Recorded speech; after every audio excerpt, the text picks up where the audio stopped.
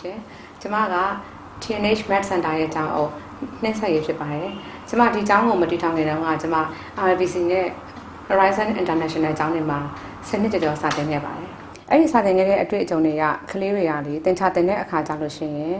လက်တွေ့ဘဝနဲ့ဘယ်လိုဆက်ပြီးတော့သင်ယူရမလဲဆိုတဲ့အတွေ့အကြုံတွေအများအားနေတာတွေ့ရပါတယ်။နောက်မိဘတွေဘက်ကလည်းသင်ချဆိုတာနဲ့ကလေးတွေကိုတရားရရမယ်ဆိုပြီးတော့တွန်းအားတွေအရန်ပေးတဲ့အခါကျတော့ကလေးတွေမှာသင်ချကိုသင်ရတယ်စိတ်ဖိစီးမှုအရန်များတာကိုသတိထားမိခဲ့ပါတယ်။အဲ့ဒါကြောင့်မို့လို့အဲ့ဒီအချိန်ကလေးကကျမစိတ်ကူးထဲမှာကျမသာတနေ့ကိုပိုင်သင်ချသင်တန်းကျောင်းလေးသာလုပ်ဖြစ်ခဲ့မယ်ဆိုလို့ရှိရင်ကလေးတွေစိတ်ဖိစီးမှုအ ਨੇ ဆုံးနဲ့ကလေးတွေပျော်ရွှင်စရာအကောင်းဆုံးဖြစ်အောင်ကျမဘက်ကအကောင်းဆုံး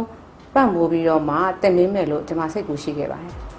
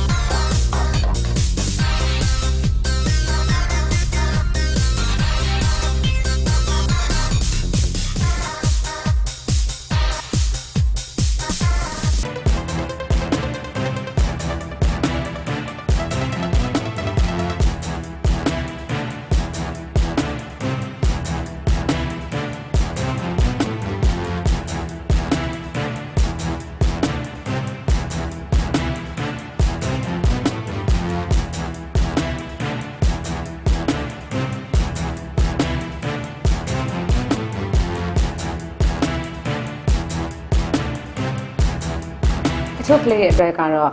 သင်ချဆိုတာကြောက်စရာပါဒါပေမဲ့ကျမတို့ TNH ကအဲ့ဒီကြောက်စရာတွေအားလုံးကိုပျော်စရာအဖြစ်ပြောင်းလဲပေးနေပါလို့သတင်းကောင်းပါပါရစေ။